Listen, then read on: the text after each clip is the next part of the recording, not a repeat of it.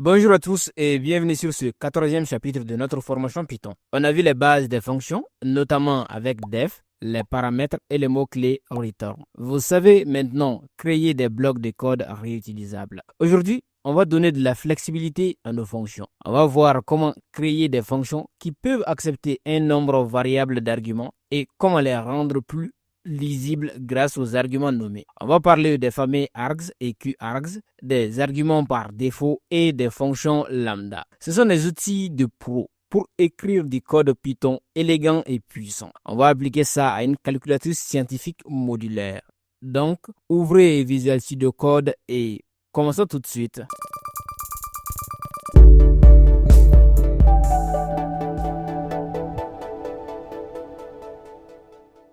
On commence par rendre nos fonctions plus conviviales avec les arguments par défaut. Imaginez que vous créez une fonction qui envoie un email. La plupart du temps, vous envoyez des emails normaux, mais parfois, vous devez marquer un email comme urgent. Au lieu de créer des fonctions différentes, vous pouvez donner une valeur par défaut au paramètre d'urgence. Dans la définition de la fonction, on écrit paramètre est égal valeur par défaut. Si l'utilisateur ne fournit pas d'argument, la valeur par défaut est utilisée automatiquement. D'accord? Par exemple, ici, je peux mettre def. On va dire ici analyser échantillon.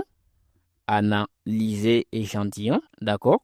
Comme nom de notre fonction. Ensuite, le premier paramètre, on va dire nom ici. Le second paramètre, méthode. Et on va lui affecter, ou plutôt on va lui donner une valeur par défaut. D'accord? Donc, je vais mettre ici PCR, une valeur par défaut. D'accord? La valeur par défaut ici, elle est PCR. OK. Le corps de la fonction utilise ce paramètre normalement. D'accord? Donc, ici, je vais mettre ici print string. D'accord? C'est une fonction très simple. On ne renvoie pas quelque chose, on ne fait qu'afficher des informations. Analyse de, et aussi on va mettre ici non, d'accord. Ensuite, par la méthode, et ensuite on va lui passer cette méthode. Par la méthode, voilà, et méthode ici. Très simple. C'est une fonction très simple. D'accord? On peut appeler la fonction avec ou sans préciser le deuxième argument. D'accord? Donc, lorsqu'on va appeler cette fonction, vous allez voir, analyser échantillon. Donc, je vais donner un nom seulement, disons échantillon. Voilà, échantillon A. On va partir comme ça. D'accord? Vous voyez? Donc, ici, on n'a pas besoin de mettre, d'appeler la fonction ici et plutôt d'appeler le paramètre méthode ici. D'accord? OK. Lorsqu'on va exécuter ce programme, vous allez voir ce que ça va nous donner. D'accord, nous allons exécuter le programme. On va dire ici Python fonction avancée.py. Fonction avancée.py. Attention, voilà, ok, d'accord, fonction avancée.py. D'accord, on exécute le programme. Vous voyez, analyse de l'échantillon A par la méthode PCR. Ok, d'accord. Il y a une règle importante à connaître. Les paramètres avec valeur par défaut, c'est-à-dire ici, dans notre cas, paramètres méthode, doivent toujours être après les paramètres obligatoires. Donc, les paramètres obligatoires ici, plutôt le paramètre obligatoire ici, c'est non. Donc, si par exemple, je mettais ici méthode, d'accord, ici, et que je mets ici méthode PCR, ensuite que je mets ici non, vous allez voir ce que ça va nous donner lorsqu'on va exécuter ce programme. Vous voyez, c'est une erreur. Syntax error, non default argument follow default argument. D'accord? Quand une fonction a beaucoup de paramètres, il devient difficile de se souvenir de l'ordre. C'est là qu'interviennent les arguments nommés. Au lieu de passer les arguments dans l'ordre, vous pouvez les passer par leur nom. L'ordre n'aura plus d'importance et votre code devient beaucoup plus lisible. Imaginez une fonction qui configure un laboratoire avec 5 paramètres. D'accord? Partons avec cet exemple. Je vais dire ici def.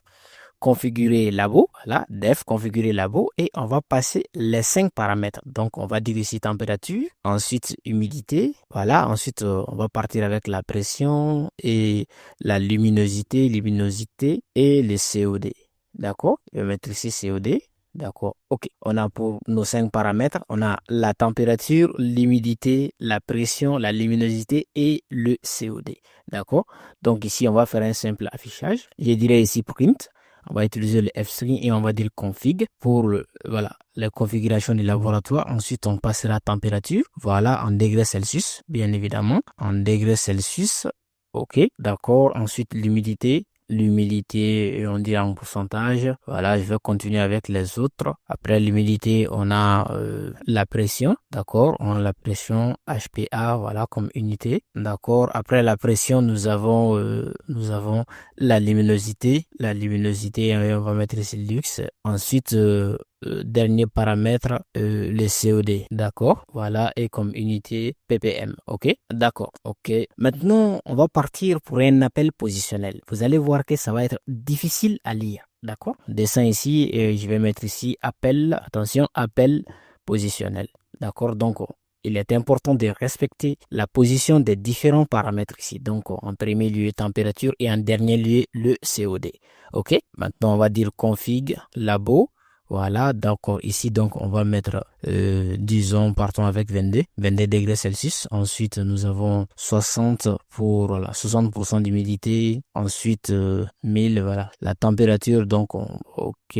Pour la température, on va mettre 1013. D'accord. Ensuite, on peut mettre ici 500, d'accord, et 400, d'accord.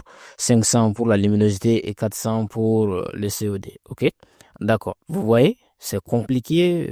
De cette manière, on ne sait pas ce qui correspond à quoi. D'accord. Maintenant, partons avec les appels nommés. Vous voyez, ça serait bien plus clair et lisible. D'accord. Donc, vous allez voir tout de suite. On va dire ici appel. Appel, ok, appel nommé. D'accord. Avec les appels nommés, la même chose. Configurer labo. Ensuite, on va dire ici température est égale à 22. Voilà, vous voyez. De cette manière, vous saurez immédiatement que l'argument pour le paramètre température correspond à 22. C'est bien plus lisible et clair de cette manière. D'accord? Ensuite, on va dire ici humidité est égale à 60. Voilà. Ensuite, on dira ici, après l'humidité, on a la pression. Pression est égale à 1113, d'accord. Ensuite, après la pression, on a la luminosité. Ensuite, luminosité est égale à 500. Ensuite, COD est égal à 400. OK. Voilà. Tous nos arguments correspondent bien à leurs paramètres. D'accord? OK. D'accord. Ici, on peut exécuter le programme pour voir seulement ce que ça va nous donner. Je nettoie ça. Je le lance. Voilà. Vous voyez, c'est la même chose. Configuration, 22 degrés Celsius, 60%, 113 PHP, voilà, 50 dix. Voilà. C'est la même chose, mais retenez bien, cette syntaxe, elle est bien plus difficile à lire et à comprendre, contrairement à l'usage des arguments nommés. D'accord? OK. Avec les arguments nommés, vous pouvez même changer l'ordre. D'accord? Par exemple, ici, si je mets un COD ici, on va mettre COD en dernière position, plutôt en avant-dernière position. D'accord? Je vais mettre ici COD. D'accord? Vous allez voir, ça ne va rien changer. Toujours, le programme fonctionnera toujours. D'accord? Vous voyez? Même chose. On a ici, voilà, toujours la même chose. Vous voyez? COD sera placé ici. Voilà, car le paramètre a été défini en dernière position, donc au cours de l'affichage, vous voyez, ça sera toujours en dernière position et également dans notre print, bien évidemment. Si dans le print, on avait mis le COD ici, donc naturellement, ça aurait affecté. D'accord? Donc, ça ne change rien du tout. Ici, l'ordre ne compte pas, contrairement aux appels positionnels. OK? D'accord. La meilleure pratique, d'accord, c'est d'utiliser les fonctions, plutôt les arguments nommés, lorsque vous savez que vos fonctions ont plus de 3 paramètres. D'accord? Votre code sera ainsi beaucoup plus maintenable. OK? Et si on ne sait pas combien d'arguments on va recevoir, c'est là qu'intervient args. Le simple astérisque devant le nom du paramètre indique à Python et regroupe tous les arguments positionnels supplémentaires dans un tuple. Pourquoi args? C'est une convention, pas une obligation. Vous pourrez écrire astérisque nombre ou astérisque valeur, mais tous les développeurs Python utilisent astérisque arg pour que le code soit reconnaissable universellement. Vous créez une fonction qui calcule la somme des résultats, mais vous ne savez pas combien de résultats vous allez avoir. Parfois 2, parfois 10, parfois 100. D'accord? Dans la pratique, maintenant, créons une fonction de somme flexible. D'accord? Donc ici, je vais mettre def. On va mettre somme résultats, la somme des résultats. D'accord? Et on va utiliser astérisque nombre. D'accord? OK.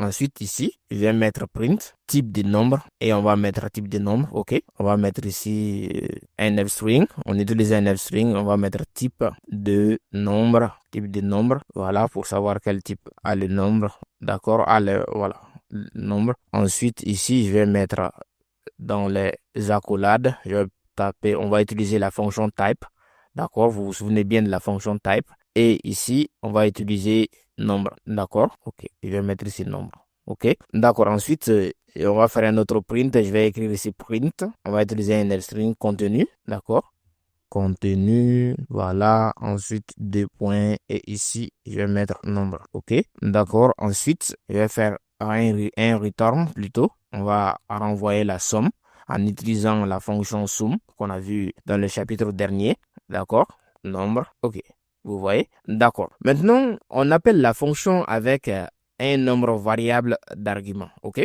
donc je vais descendre ici et je vais faire print somme résultat. Ensuite, je vais mettre ici 1, 2, voilà, très simple. Et ensuite, voilà, on va copier-coller ça et on va changer les arguments au cours de l'appel, d'accord? 3 fois, ça devrait suffire. Et ici, je vais mettre 3, 4, 5. OK. Ici, bon, partons avec 10, 20, 30, 40, 50, 60. OK. Voilà, c'est pour que ça soit bien explicite. D'accord, ok.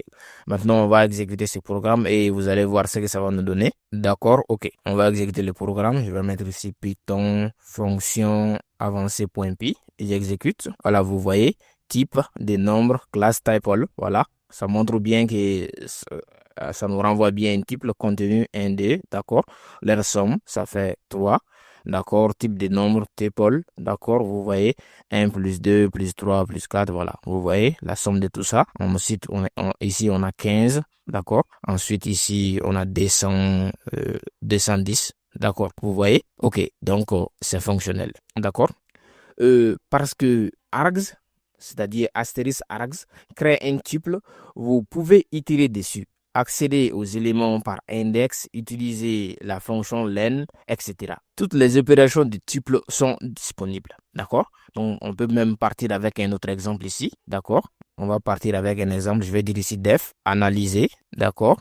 Je vais dire ici analyser et on va mettre ici astérisque, ensuite résultat, d'accord? Ok, ensuite ici, je vais descendre à la ligne et je vais faire un print, print f-string. On va utiliser nombre de résultats, ok, nombre de résultats, je vais mettre ici un deux points et ensuite, on va utiliser la fonction len. Len, on va compter le nombre d'éléments que les résultats contiennent et résultats, d'accord, ok. Et ensuite, ici, je vais faire un simple print encore. Print, on va faire f-string, on va dire ici premier résultat. D'accord, premier résultat, des points. On va mettre ici dans les accolades des résultats à l'index 0, donc qui correspondrait au premier élément. D'accord, ok. D'accord, maintenant on va faire appel à notre fonction, analyser. Ensuite, ici, je peux mettre 1, 4. Ok, d'accord, on va exécuter le programme pour voir ce que ça va nous donner. D'accord, vous voyez, nombre de résultats 2, donc parce qu'on a des éléments ici. Premier résultat, ça fait 1. Ok, vous voyez ici, ça correspond bien à 1. D'accord, ok, c'est fonctionnel. Si args gère les arguments positionnels, variables, double astérisque QArgs gère les arguments nommés variables. Le double astérisque devant le nom du paramètre indique à Python et regroupe tous les arguments nommés supplémentaires dans un dictionnaire. Pourquoi QArgs? C'est l'abréviation du keyword argument, c'est-à-dire les arguments nommés. Comme pour args, c'est une convention universelle. D'accord? Maintenant, dans un cas d'usage, par exemple, vous créez une fonction qui affiche un profil, mais vous ne savez pas à l'avance quelles informations seront disponibles. Parfois l'âge, parfois la ville, parfois le poste, etc. Maintenant, faisons un petit exemple. Créons une fonction de profil flexible. D'accord? Donc, partons avec cet exemple. Je vais dire ici def, afficher profil. D'accord? Afficher. Voilà, afficher profil. OK? Et dans cette fonction, on va mettre ici le nom. On s'attend à un nom. D'accord? Maintenant, les détails qui sont variables, donc on ne peut pas les connaître à l'avance. Donc, on va mettre ici double astérisque suivi des détails pour les détails. D'accord? Attention, je vais mettre un S ici. OK? D'accord. Maintenant, on va dire print. On va afficher voilà, le profil avec le nom du profil. D'accord.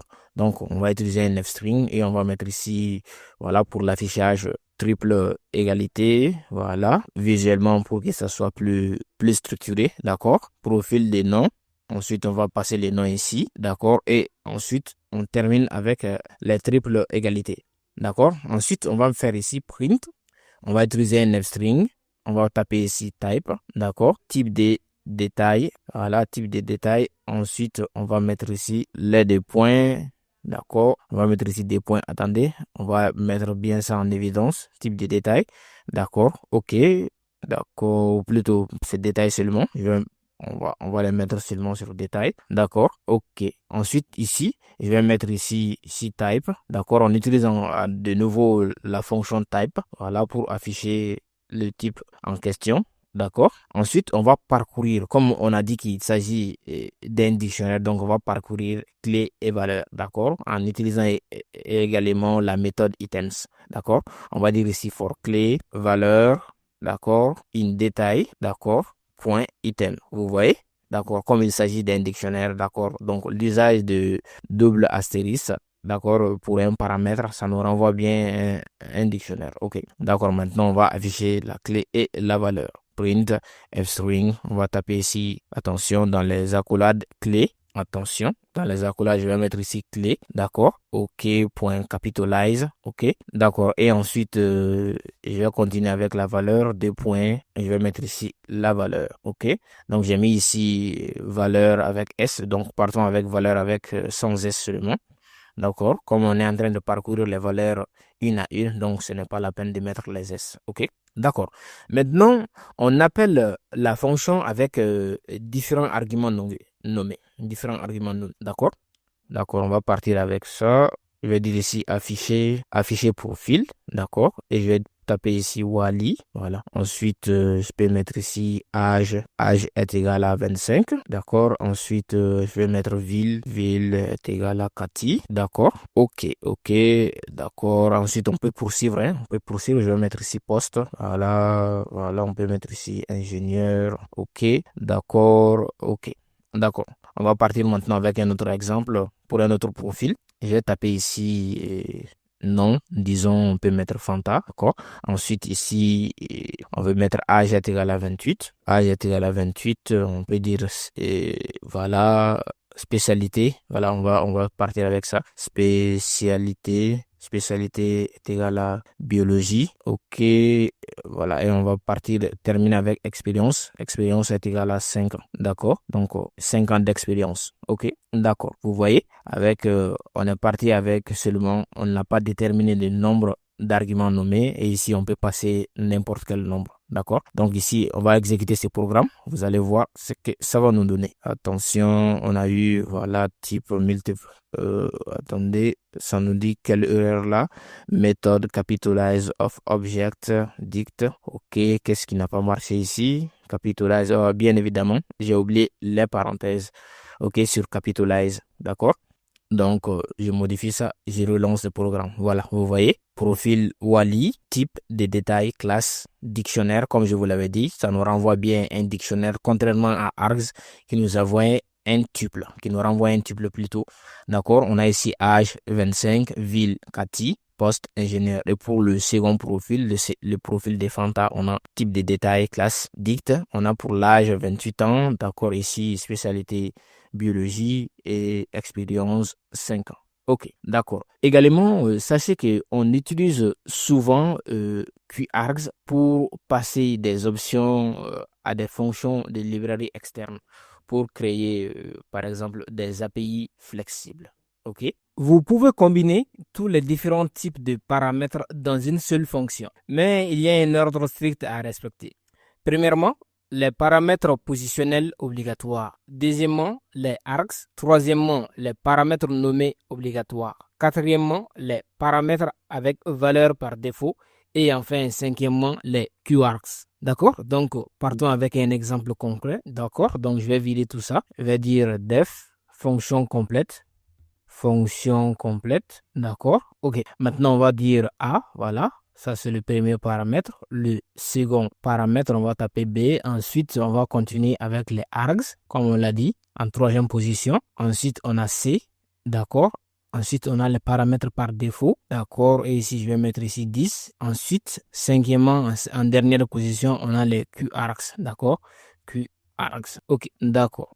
Maintenant, on va faire un simple affichage de tous ces éléments, d'accord? Je vais taper ici print. On va faire fstring A, d'accord? A est égal à A. Voilà, ce sont des exemples vraiment très banals, d'accord? Et on va faire de même. Ensuite, on va dire ici B est égal à B. Très simple. Voilà, B est égal à B, comme vous pouvez le voir. D'accord, dans la pratique, évitez d'utiliser ces genres de noms comme paramètres car c'est pas explicite. A, ça ne signifie pas grand-chose. B non plus. D'accord? Comme c'est juste un exemple pour vous faire comprendre l'importance de la combinaison des args plus qargs. D'accord? Ok. Poursuivons. On va taper ensuite print. Je vais dire C est égal à C, D est égal à D. D'accord? String, C est égal à C, D est égal à D. Ok? Vraiment, c'est des trucs très banals. Ensuite, print. On va taper ici fstring. Attention. Fstring. Et je vais taper ici qargs. Voilà. Je vais dire ici qargs. Qargs est égal à qargs. Voilà. Ok. D'accord. Ok, très simple ici. D'accord, je m'assure que j'ai pas oublié. D'accord, ici en haut, je vais mettre fstring. Je vais taper args est égal à args. D'accord. Ok, j'enlève ça. Ok, d'accord. Tout est bon. D'accord, maintenant on va faire appel à ces différents paramètres. Voilà, on va leur donner des arguments.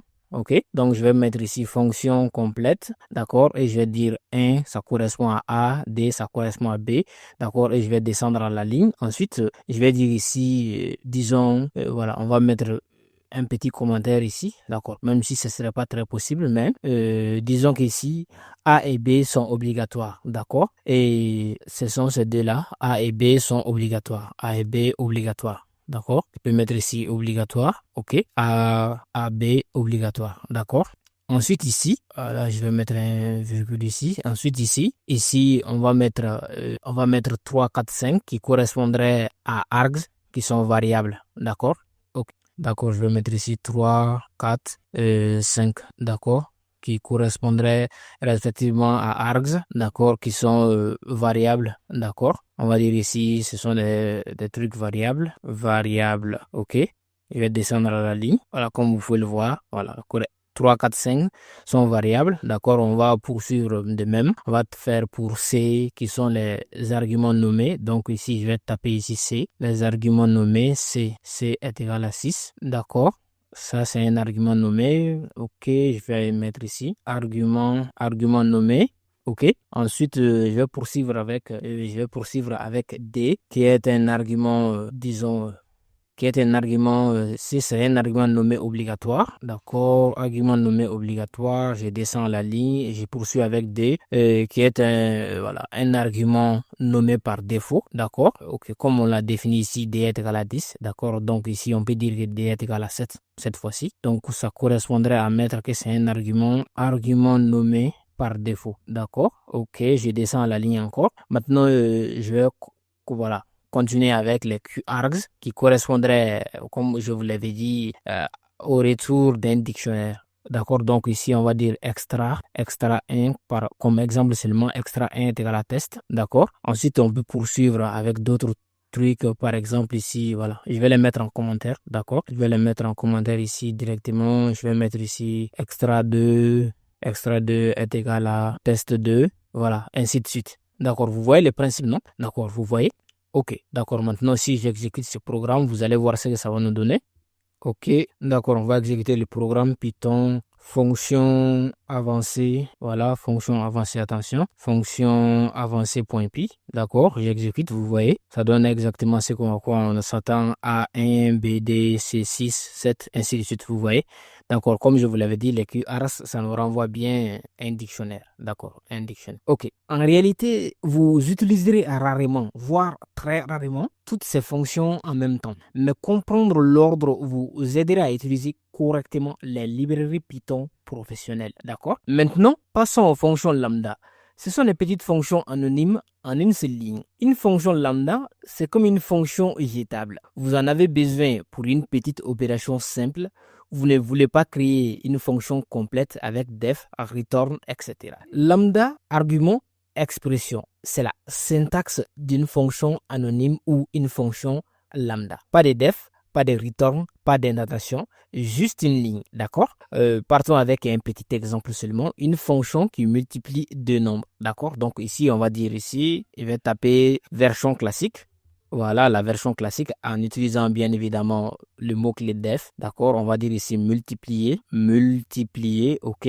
La fonction multiplier, ce qui prend en paramètre A et B. D'accord, on multiplie A par B ou B par A, ce qui correspondra à la même chose. La multiplication, elle est commutative. D'accord, donc ici, return A multiplié par B. D'accord. Ensuite, maintenant, voilà, on va partir avec la version lambda. La version lambda. OK, OK, lambda, OK, avec la version lambda. D'accord? OK, je vais mettre un B ici pour que ça soit correct. Lambda, OK. D'accord, ici, on va dire multiplier. Multiplier est égal à lambda. Voilà, comme je vous l'avais dit, lambda suivi des arguments ici. Les arguments ici, c'est quoi? C'est A, ensuite B, et enfin l'expression. D'accord? L'expression ici, c'est A multiplié par B. A multiplié par B. OK? Vous voyez, non? D'accord. OK. Si on décide de faire un print multiplié, vous allez voir. Là, on va dire ici multiplier 5, 4. Donc, 5 fois 4, ce qui va donner 20. D'accord? Donc, si on exécute le programme, on va voir. D'accord, ça renvoie bien 20. OK, vous voyez? D'accord. Les lambda sont parfaites avec les fonctions map, filter et shorted qui acceptent une fonction comme argument. D'accord, nous avons déjà vu lorsqu'on a abordé le chapitre sur la manipulation avancée des collections, nous avons utilisé la fonction lambda, d'accord, qui est une fonction anonyme, d'accord. Maintenant, on va partir avec un petit exemple avec la méthode shorted, d'accord, pour trier une liste de tuples par le deuxième élément. D'accord, donc partons avec cet exemple-là. Je vais dire ici, partir avec quoi? D'accord, partons avec étudiants. Étudiants, voilà, les étudiants, d'accord, on va dire la liste des étudiants. OK, on va les mettre dans une liste et dans cette liste-là, on va une liste de tuples, d'accord? OK, on va dire ici, disons Booba, voilà, Booba 15, OK, voilà. On va supposer que c'est son âge, d'accord, ou c'est sa note, d'accord, c'est sa note, d'accord. Ensuite, on a dans le second tuple, on a Bob, voilà, on peut partir avec sa Bob qui a 18 comme note. Et ensuite, on peut dire quoi d'autre, quoi choisir, on va dire Madou, ok, on va partir avec Madou. Madou, ensuite la note de Madou 12. Ok, attention, je vais taper la note de Madou 12, ok. Maintenant, voilà. Ensuite, on va trier cette liste. On va dire ici trier, d'accord. Bon, comme de toute manière ici, voilà, la liste elle est un peu triée de toute manière, d'accord. Vous voyez non, elle est un peu triée car ici on a Booba, Bob, mais bon, on va voir. On va dire ici tree est égal à shorted. On va utiliser la méthode shorted des listes. Étudiant, d'accord. On va prendre en compte étudiant. Ensuite, on va dire ici key, clé, voilà. Et on va dire ici lambda. On pourrait faire appel à une fonction ici. Bon, on va utiliser la fonction lambda qui est une fonction anonyme permettant de créer des petites fonctions jetables. D'accord? Étudiant. Et ensuite, on va dire ici étudiant. Voilà. Attention. Je vais taper ici étudiant 1. D'accord? Étudiant 1. OK.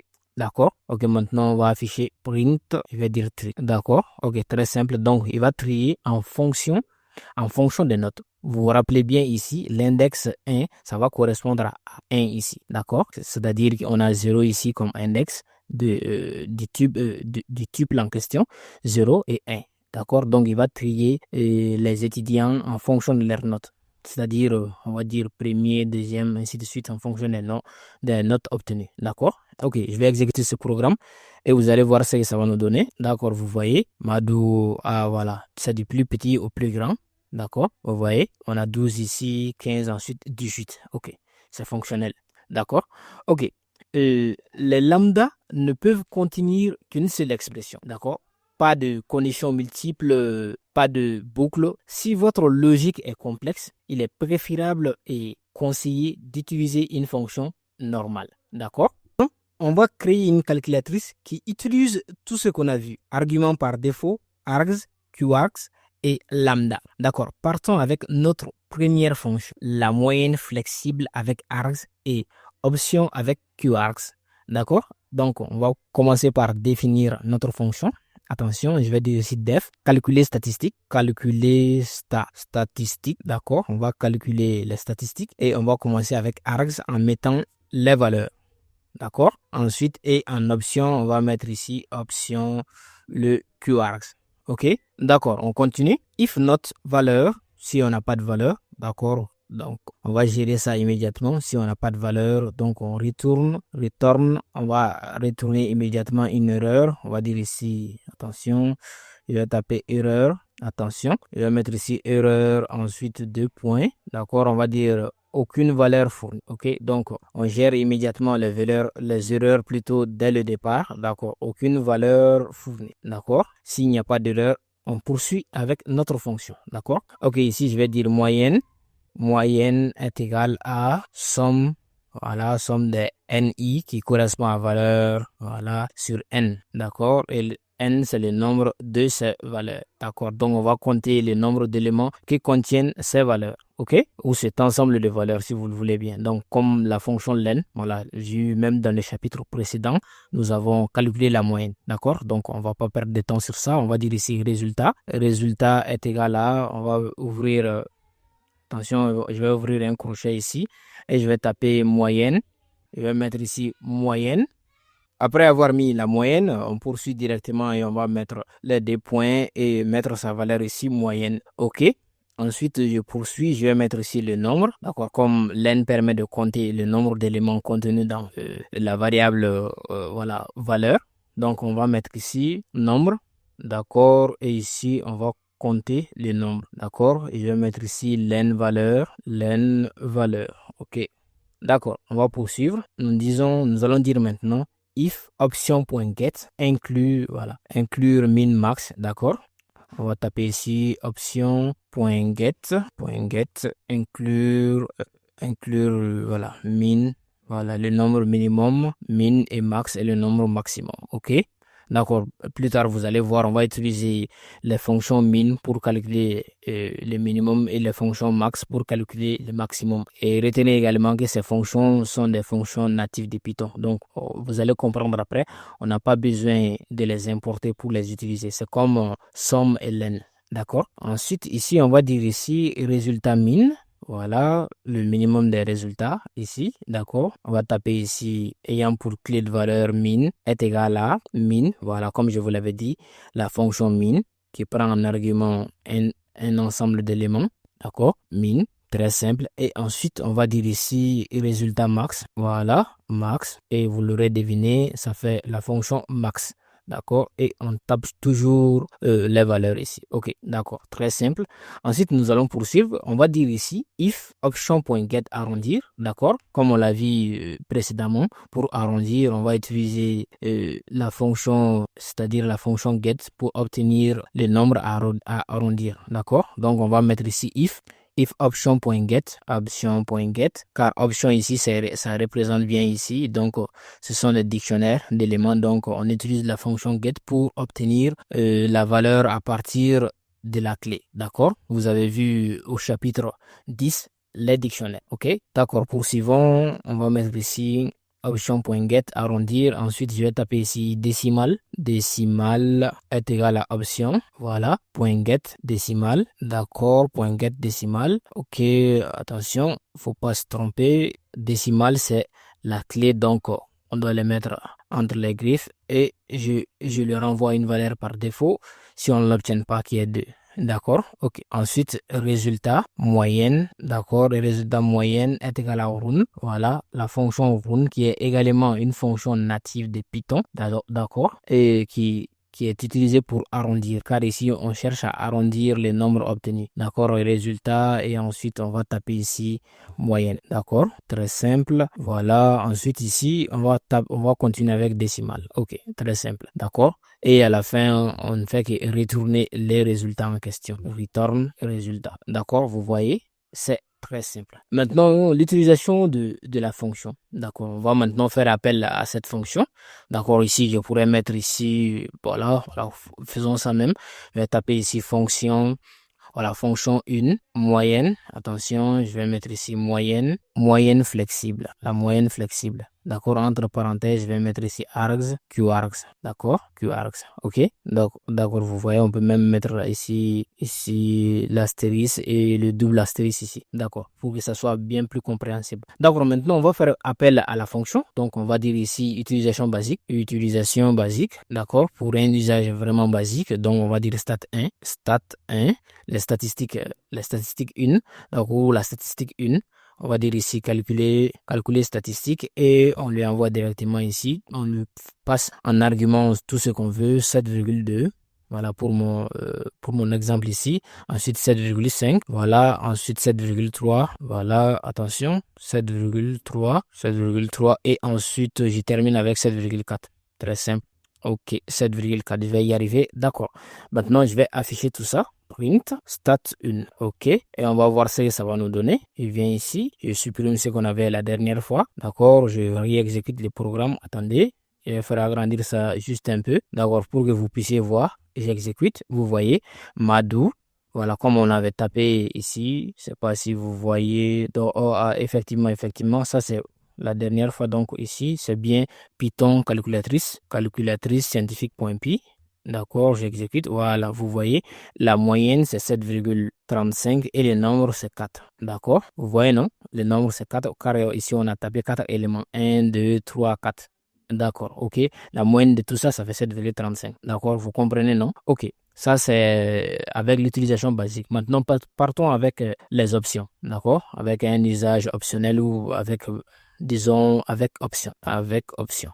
Avec les options, car ici, les options, c'est représenté par le QArgs ici. D'accord? Ok, partons avec les options. On va dire stat2. Stat2 est égal à calculer, voilà, calculer statistique.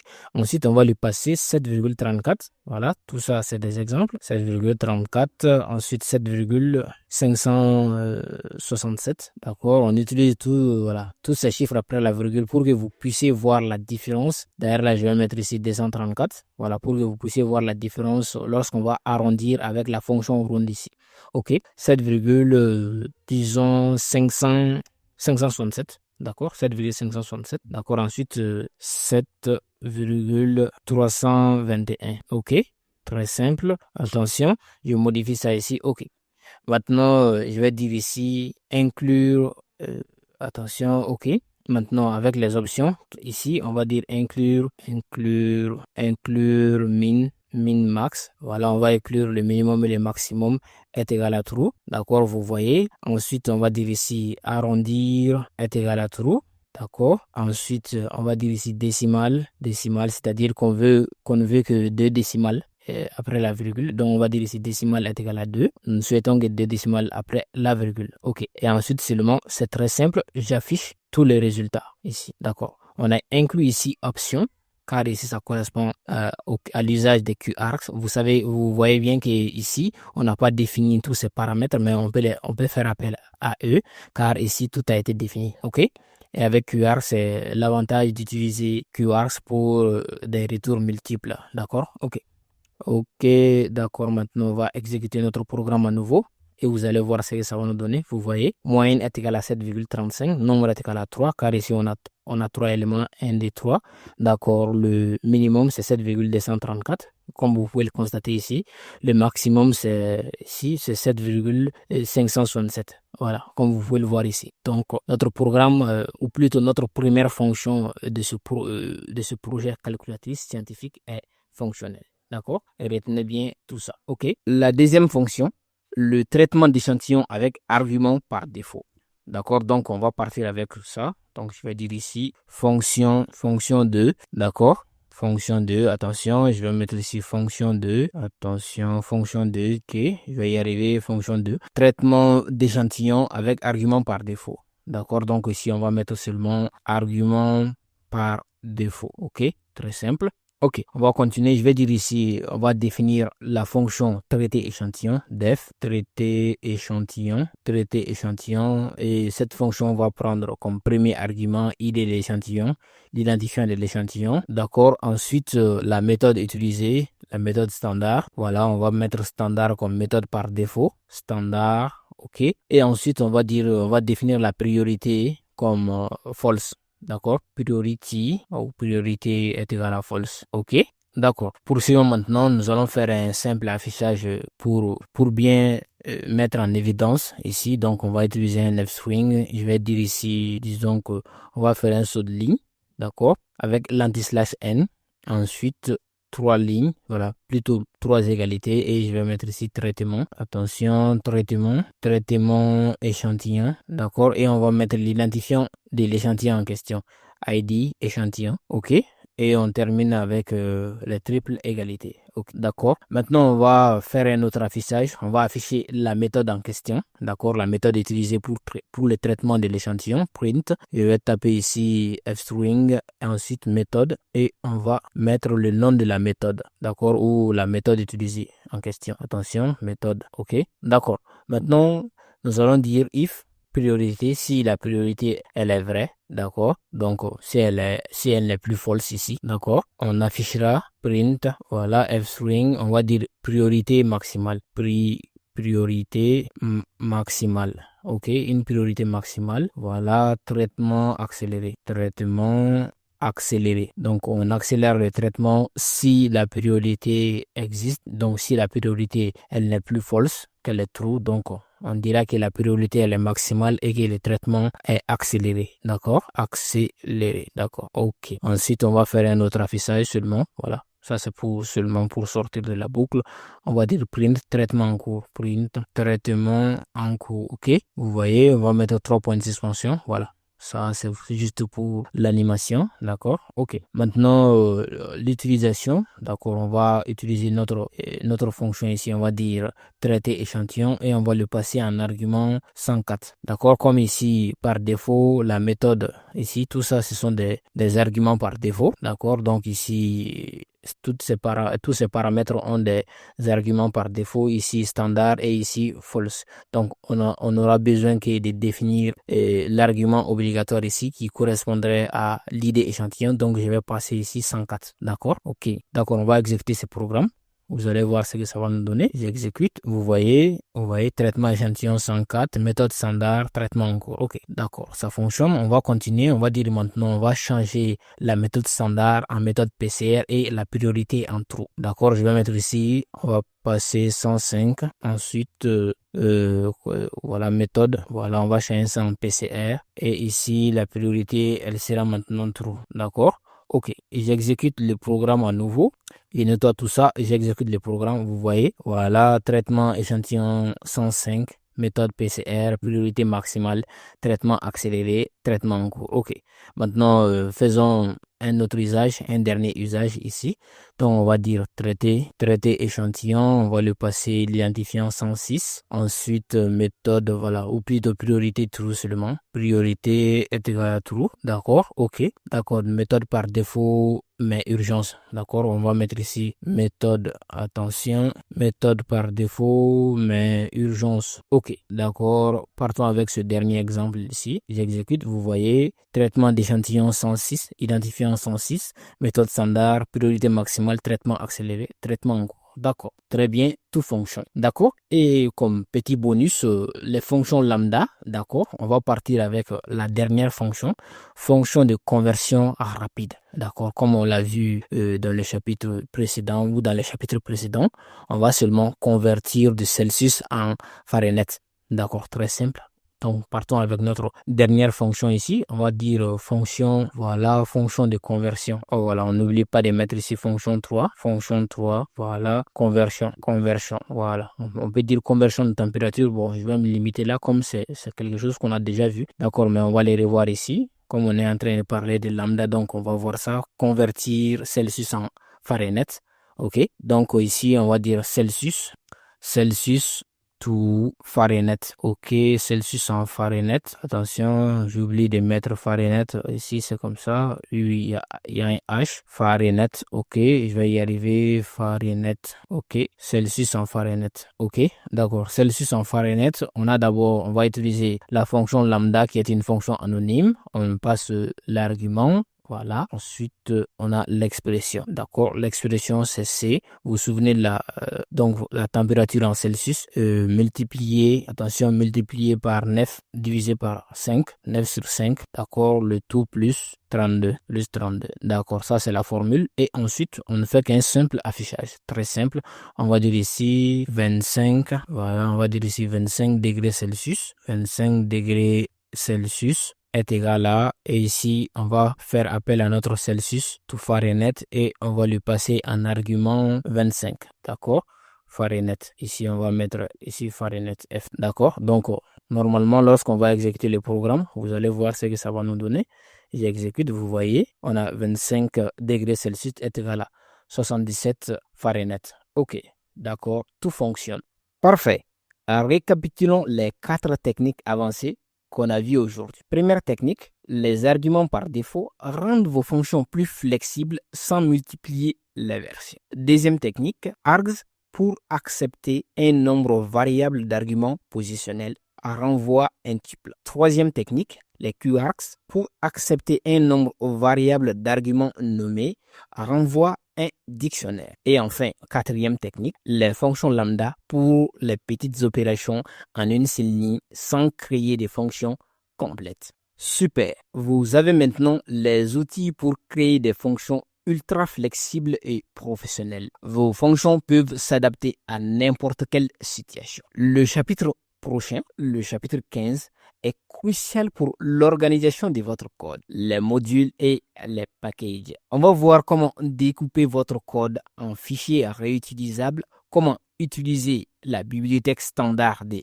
Python et surtout comment installer des librairies externes avec pip. C'est là que Python devient vraiment puissant. Si cette vidéo vous a plu, n'oubliez pas de la liker, de vous abonner et d'activer la cloche de notification pour ne rien manquer de nos prochaines vidéos. Partagez en commentaire la fonction args ou lambda que vous avez trouvé la plus utile. À très bientôt.